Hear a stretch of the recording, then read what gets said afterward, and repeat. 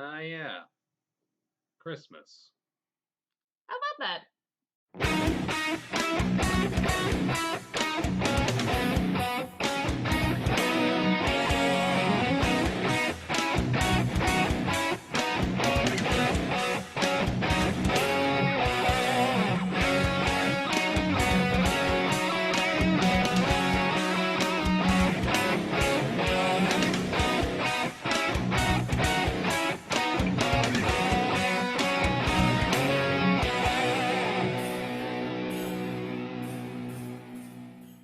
Welcome back to Faith on Film, where we raid your church library and search for the good stuff.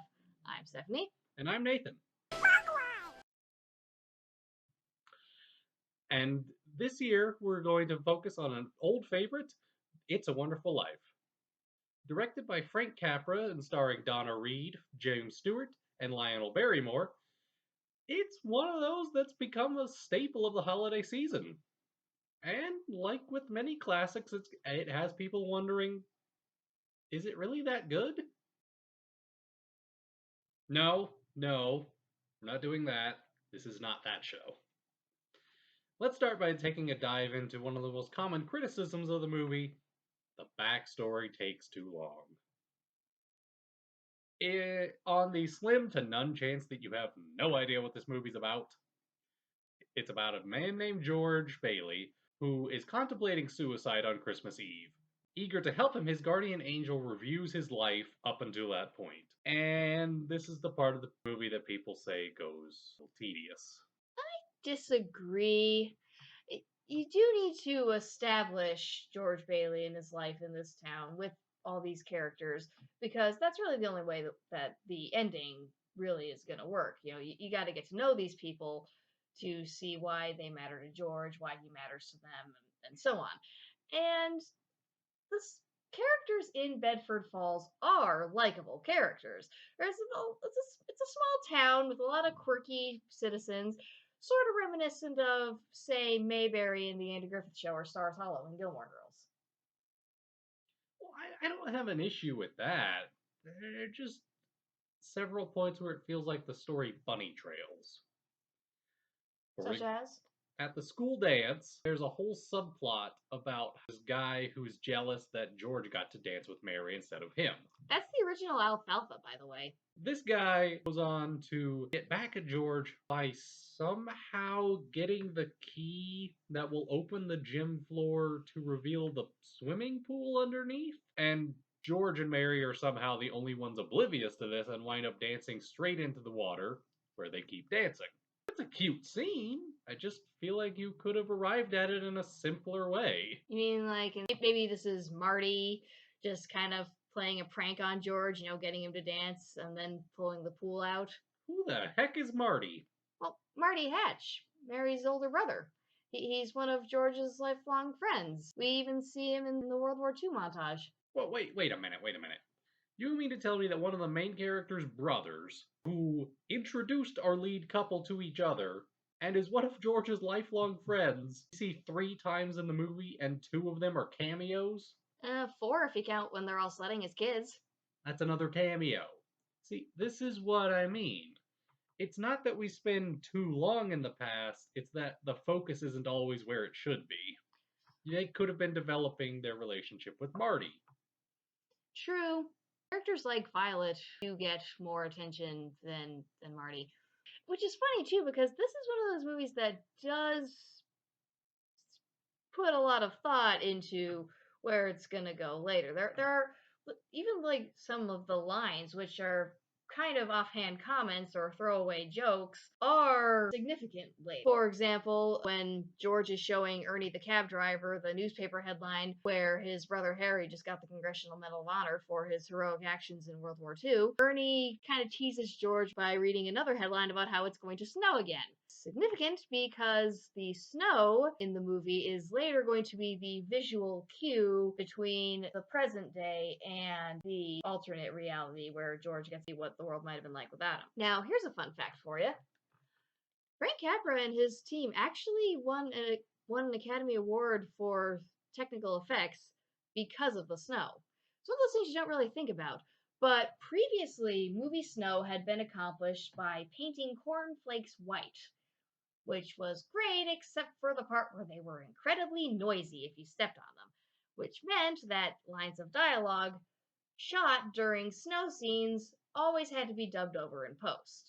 Russell Sherman, who was the head of special effects at RKO Pictures at the time, had this great idea where he made this new component of soap, sugar, water, foamite to make softer, more magical movie snow. I learned something today. Yes, you did. Another example of some little foreshadowing is when Ma Bailey jokingly refers to her house as the Bailey boarding house. She says this because her sons live there so long. Lo and behold, in the alternate reality, she runs the Bailey boarding house. You know another one that I didn't notice until this most recent watch through? You know the part where George Bailey goes completely ballistic when he comes home and he learns about his daughter Zuzu catching a cold because she won her flower and she didn't want to get it damaged, so she came home with her coat open. Yes, he is maximum stressed out at this point. But something that just occurred to me that back at the beginning of the movie, George saves his brother Harry from drowning in the ice, and he catches a cold. Said cold costs him his hearing in his ear. It was the first major bad thing that happened in his life. So, I had a sneaking suspicion that he might have blown a gasket at Mrs. Welch no matter what. I had never thought of it that way. You are probably completely right. Another throwaway line that does come back later. George comes home after turning down a very tempting offer from his arch rival, Mr. Potter, and he asks his wife, Mary, what'd you ever marry a guy like me for anyway? And Mary replies, to keep from being an old maid. In the alternate timeline, that's exactly what she is, an old maid. This is the part that a lot of people take umbrage with, and I would have to agree. Oh, because it's sexist that the worst thing that could happen to a woman is not getting married. Well, that too. But I think the biggest reason why it doesn't work for me is in comparison to what's happened to everybody else, this is really, really minor. Mr. Gower spent 20 years in prison. Ernie the cab driver, his wife left him and took his child with her. Uncle Billy went to the insane asylum. Harry drowned when he was 9 years old and thus didn't grow up to save all those pilots in World War II. And now Ma Bailey is living alone and is old and bitter because her husband and her only child died. In the grand scheme of things, it is so minor that the worst thing that happened to Mary is she didn't get married. George Bailey's kids don't even exist in this universe. Just the theological implications of that are mind-boggling. Well, what would you have happen to her instead? Why not have it turn out in this alternate reality that she's in an unhappy marriage with her other suitor, Sam Wainwright? Huh. You're right, they did seed that pretty well. When George comes to call on her, inadvertently, she's eagerly awaiting a call from Sam Wainwright. Her mother is. Well, technicalities. Sam even teases George that he's going to steal his girl, all while he has another woman wrapped around his shoulders. Even if you didn't go where Sam was an unfaithful husband to Mary, you could still do she's trapped in this unhappy marriage with a guy that she's just not compatible with. And this is an age where divorce is not as readily culturally acceptable, so this is it. That would have that would have taken more effort. Especially since this is the one that Clarence isn't supposed to tell. She does need to go last because she is the love of George's life. She is the person who has made everything worth it, and their romance is really sweet, and their chemistry is genuine. Jimmy Stewart and Donna Reed have great screen chemistry. Just gonna throw that out there right now. So, yes, Mary needs to go last, but you could have put just a little bit more effort into what her alternate fate was. You're completely right. This is supposed to be his that I might sponge that writing from this stone moment, but it falls flat in comparison to everything that came before it. In fact, Lionel Barrymore played Scrooge on the radio from 1934 to 1953, so that would include the span of time in which this movie was made. And Lionel Barrymore really does a great job in this role. Yes, he does. And it's not really any wonder that he's on the American Film Institute's list of the greatest villains. The only people ahead of him are Nurse Ratched, the Wicked Witch of the West, Darth Vader, Norman Bates, and Hannibal Lecter. Pretty esteemed villainous company for someone who's just a mean banker in a wheelchair. You know, a lot of that does come from this performance. Mr. Potter works because he's one of those villains that you can easily see existing in the real world. He's not cartoonishly evil. He's not sitting in a vault surrounded by gold coins that are a mile high. No, he is basically the embodiment of the corrupt side of business. That guy who all he cares about is self, bottom line, and there are no consequences whatsoever for the things that he does. Matter of fact, he portrayed a corrupt banker so well that this movie was looked at carefully by the FBI to see if it was communist propaganda. Oh my. Well, the capitalist was such an unsympathetic wretch. Yeah. But when you think love, valuing your own life, and valuing the lives of those around you, you think communism. Hmm. But I just sensed the comments section getting into a fight. nobody comments on our videos anyway. Okay.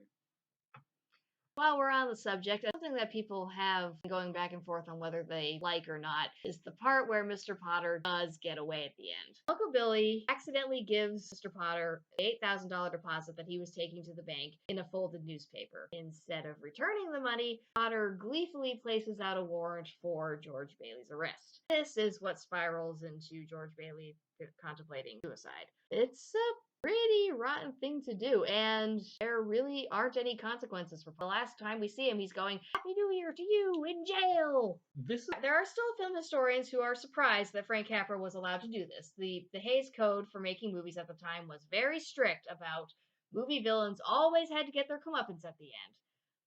But maybe they looked at the movie and realized that it did work in this case and just let it be. Well, when you think about it, George's victory over Potter is really just disproving Potter's worldview.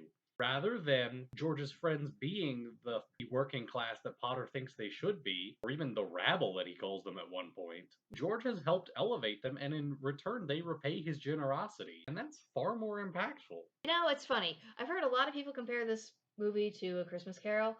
I'm going to go in a different direction. Is this movie an anti-Citizen Kane? How?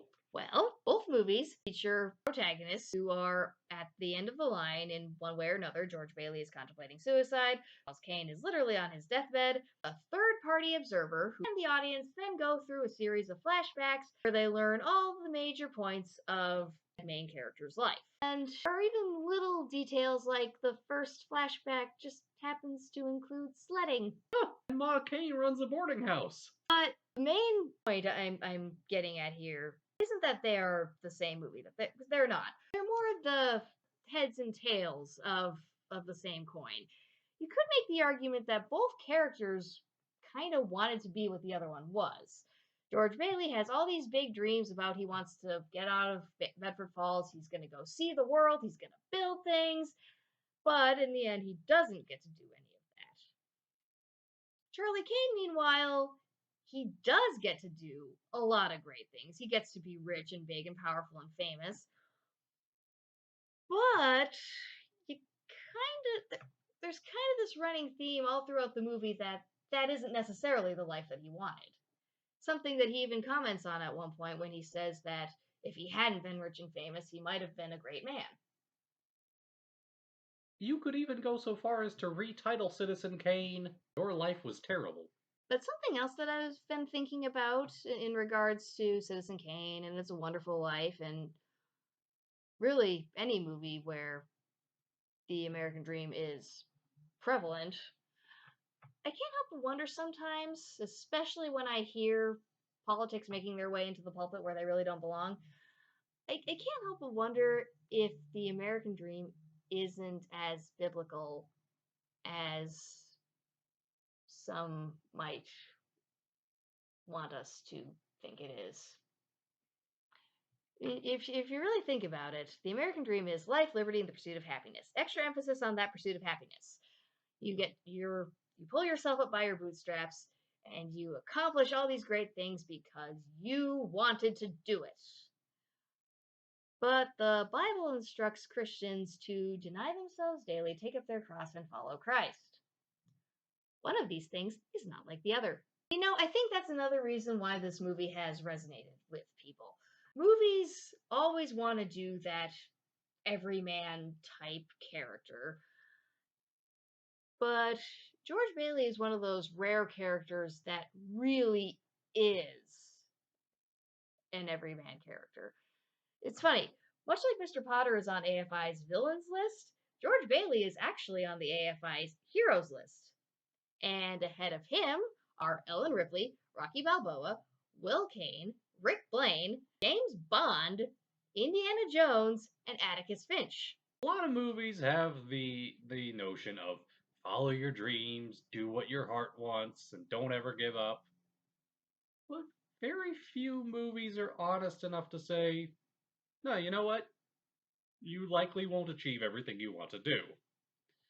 And the ones that do, it's more commonly either a component of the villain's backstory or it's part of the tragedy of the hero's downfall. And It's a Wonderful Life kind of hits the middle point where it says, you know what? You didn't accomplish all that you dreamed, but you still matter to someone. Remember that. Well, you even see the one of the last lines of the movie when George opens the Tom Sawyer book, and the line is, "Remember, George, no man is a failure who has friends." I think this is why George is the everyman, because all of us have either met somebody or possibly have been that somebody who had these big ideas for themselves that they didn't get to do for one reason or another, because there's this pesky little thing called reality that gets in the way sometimes.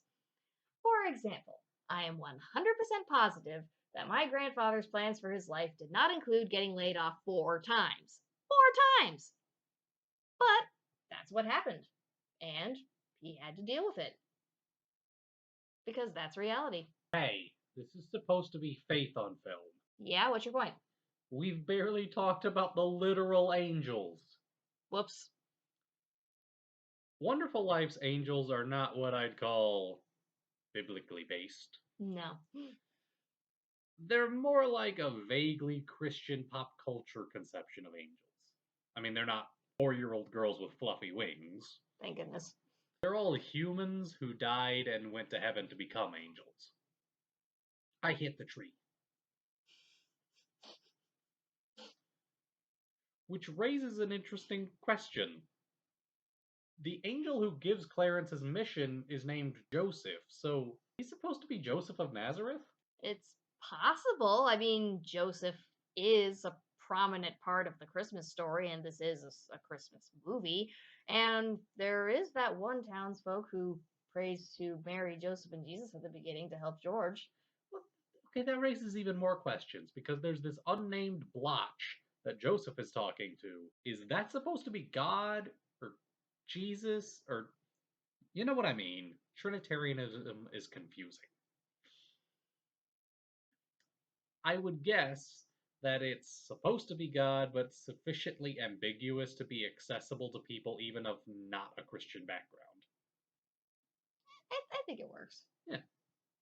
Travers, I gotta say, he's a pretty likable angel. This is also a fun performance. He plays the part of an angel who is inexperienced because he's an angel, second class. He hasn't won his wings yet. But he takes his job seriously. He really, really does want to do a good job. Yes, he wants to do a good job with George because he wants his wings, but he does also genuinely care about George. And he thinks creatively too. I also I feel like he's one of those angels who he manifests the way he does so he doesn't scare the crap out of you when he just, appears. There's even a nod to another of Henry Travers' roles. When George is running through the streets rejoicing because he, well, lives again. He passes by the movie house, which is playing The Bells of St. Mary, which also starred Travers. What would it have been like if Georgia went to see that movie after this experience? Hi! Hi, Clarence! You're in the movie! Hi! Clarence! Hey, that cutaway was in color. There was a colorized version of the movie. I was just playing that, George. What do you think of the colorized version? Personally, I hadn't watched it this year because I figured I've seen the black and white one enough times I should probably try the color one.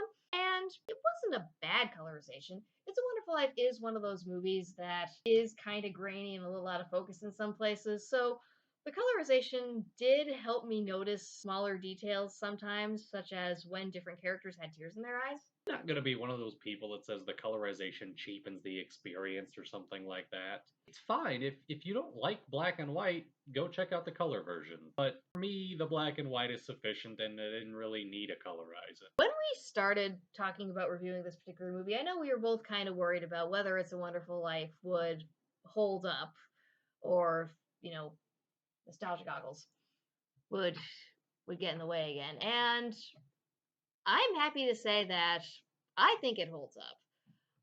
The characters are great. The performances are wonderful. Jimmy Stewart is terrific. Lionel Barrymore is terrific. Donna Reed, Henry Travers, all terrific. I think that the pacing, for the most part, is pretty good.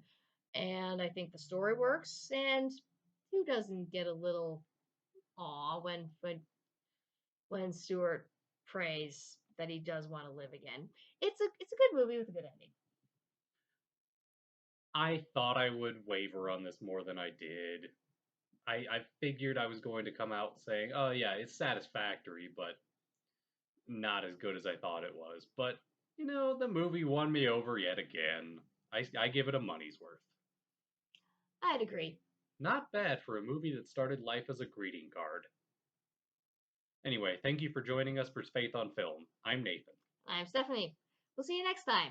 Till then, Merry Christmas.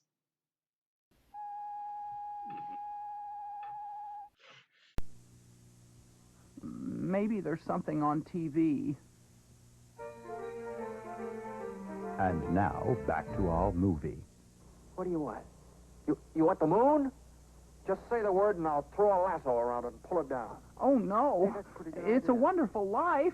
I'll give you the moon, all right? Oh, mute. Oh, this movie makes me cry when I'm in a good mood. Oh, what else? Oh, there it is again. Being pooped up and ready. Oh, great. Is every channel playing this? Wait. Okay, oh, I this give is up. different. Where are you? Oh, Over perfect. here.